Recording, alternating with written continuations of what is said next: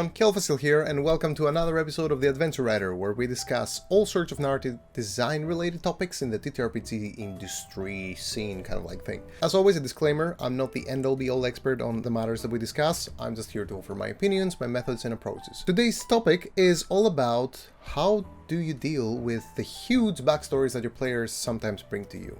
Well, that is more of a GM thing, right? We're talking about adventure writing here. So I do think that it is important to understand that being a good GM does not necessarily mean that you're also a good adventure writer, or a writer in general. Now, I have mentioned this before, and I do think that this distinction needs to be made, but at the same time, I do believe that the way that you handle the backstories that players bring to you when you're GMing a new campaign or even an existing campaign is something that can help you understand how to better handle the backstories that you yourself write or develop for your own NPCs in your own campaigns and stories. Basically, today's topic will be all about the backstories, and specifically those huge ones that players bring you.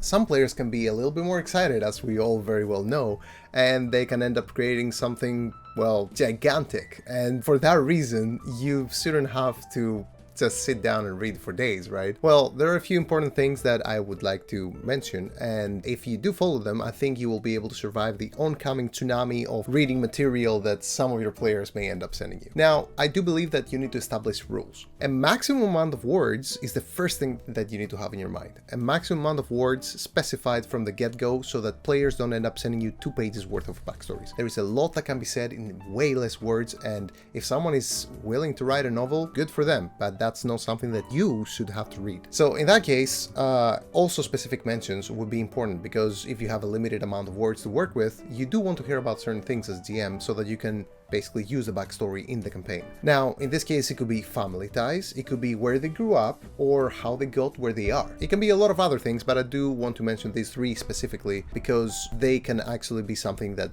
a lot more people will actually end up using. Then, they could mention at least 1 contact in the campaign. You could give them some context, or they could make something up themselves, and you can see how you work it into your own story afterwards. They could also mention motives and personality. I would say, I usually at least, allow my players to give that in 1 paragraph. I think that you can talk about your motives and your personality without going over like a full page. Again, for that reason, you should have a maximum word count, because 1 paragraph could end up being like 2 pages. So, you know. Now, characters, it is important to understand that characters should evolve through the story and through playing together with other people at the table, and through the world that the GM has prepared for the players. They should not be developed through the writing of a novel before the game even starts. Because if you have something already made, something already fully developed and ready to go, before you even say a single word, like, you know, before the player says a single word through their character's lens, then what's the point of basically playing the RPG if your character is already fully ready to like tackle anything that comes their way? Now, with that in mind, an important reminder for GMs is that not everyone is comfortable with role-playing, and also not everyone will showcase every single aspect of their character through role-playing, nor do they necessarily want to. With that in mind, you need to be ready to actually help them develop these backstories in multiple ways. And that's one of the things that I believe, I mention this very often because it is my favorite TTRPG, Tales from the Loop does in a fantastic manner, because it handles development fantastically well by allowing players to basically level up at the end of each session through a very interesting system. The system basically asks the players a series of questions, and the way that the players answer these questions, hey, what do you think your character learned throughout the last session? What do you think your character would do different? So these things allow them to get points for leveling up, and it also helps in a creative manner create a better narrative for the development of their own characters. They learn from this. It's kind of like sitting down with a consultant and, like, you know, talking about your feelings basically. So it's very, very nice way of allowing the players to grow, both as players and as the characters that they have created. Moving on, I would like to mention you need to encourage, not discourage. You shouldn't go to players and say, no, don't write me those big backstories. No, encourage them. Set the limits, but encourage them. Players that love developing and expanding their characters should be encouraged to do so. They should not be basically frowned upon just because they like to write a lot. As long as it is within the boundaries that you have set, for example, the word limits, then you should be completely fine. You should be helping them have fun, not basically taking that away from them. It is indeed true that not everyone will be excited to do this, but it would be a good idea to actually encourage the ones that do like it and even help everyone else, you know, with the process as well. That leads me to the next point, which is help the players. The players do not have to be left to their own devices when it comes to creating a backstory. You should be there, not every step of the way, but you should be there when needed. You can always offer pointers as to what could or would be important for the campaign that they're going to be involved in, or in the story that you're prepping for them. That should be possible to give without having to give spoilers, of course, but that's up to you, of course. This could also help you implement the backstories later on for those characters into your own campaign story that you have been preparing, since you will know that you nudge them the right way, and you will know that you basically push them towards things. Well, push is kind of like a heavy word, more like, mention things that might be important, and they might have, connected some of their backstory to it, or to those things. Knowing that, it will be easier later on for you to basically connect their backstories with your own campaign story. And that would help also better connect the players and their characters to the narrative and the theme of the campaign. So it's a win-win situation. So another thing that I think is really cool and could be really useful in developing backstories is setting goals. That's something that you could ask your players to involve in their backstory, or at least in the very end. Knowing what you want to do in life is not something that everybody knows, and it's not always the case. But at least an abstract version of the character's goals or what they want to do would help determine who they are and why they're doing things the way that they're doing them.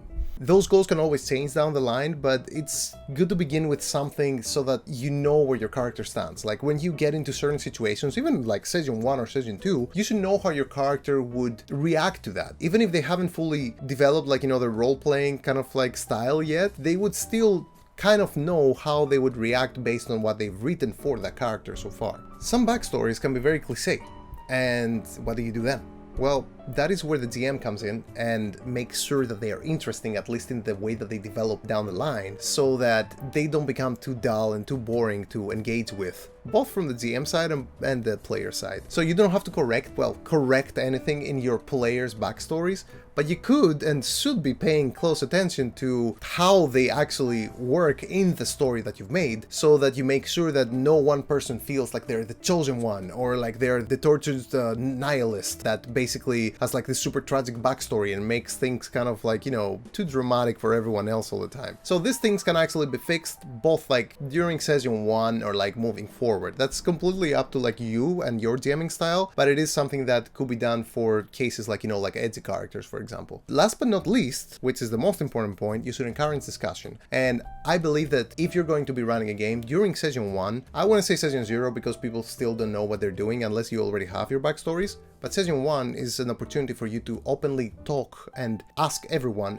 if they would like to discuss their characters and their backstories, or even reveal them, honestly. Some might prefer to have their characters' backstories be revealed through roleplay, while others might not even want to share a single thing about it, and they would like to keep it more secretive and it's more for themselves. So either way, all the players, once you've had this discussion, they will feel more comfortable knowing who they're playing with and how they can actually approach each other through roleplay and throughout the game that they will be playing. Even if they've learned nothing about another character or their backstory, they will still have an idea of who they're playing with. Even if you know someone really well, they could have made a character that is completely different from what they're usually playing in other games, or the same system kind of campaign settings. In any case, it could be very interesting to see that, oh hey, they want to play it this way, so I should, ask them this question, or I should basically approach them this way. Again, that differs from character to character, from player to player, but at the same time, it's something that could actually really help push the narrative forward and actually help the players have even more fun. Because nothing hurts more than developing an awesome backstory that you're very proud of and then having nobody ask you a single question about your character. You could be this super intricate character with an awesome backstory and all that, and nothing comes to light until session number 25, because then they remembered, oh yeah, we never asked you actually, where did you come from? Not that this should be a standard like you would ask someone in session 1 or 2, but it's still something that if the player desires it, they should communicate it, and you, the GM, could help that. So why not, right? So communicating that in advance helps solve the problem that everyone might have and allows everyone to have more fun on the table. So, it's a win-win scenario. The only exception to all of these rules that I just mentioned, or suggestions, let's say, are of course one-shot adventures. And that's where my personal opinion is that the GM should have short backstories that basically are ready for each character so that the players can pick them up and immediately get an idea of how they can adapt their play and roleplay style so that they can better portray that character, or to have more fun with that character at least. There are usually suggestions as to how you could play that character rather than, hey, you should do this, you should talk like that. Well, you know, people usually just kind of like see things like that and they take it as a challenge, especially if you're playing a one-shot, then you're kind of like, oh yeah, I will play the Barbarian. I never play Barbarians. So, you know, you're already up for the challenge if you chose that. So it's kind of like, as I said, an exception, but in that case, if you already are given the backstory, it's a totally different matter. Anyway, that's all for today. I hope you enjoyed this video. I hope it was as informative as ever, and well, as informative as usually is with these videos. So if you like this video, feel free to subscribe, as we will be having more and more content like this in the future, and it will be narrative design, will be more GM tips and a lot of other things, and we are basically working on releasing more and more weekly. If you'd like to support me, then you will also be super happy to know, as I always say in my videos, that I also run a Patreon page with exclusive ttrpg content releases every month. That's it. As always, thank you to all the fantastic patrons that have helped this become a reality. This would not be possible without you, and I need to say that every single time. And until next time, may Starlight guide your way, my friends. Bye bye!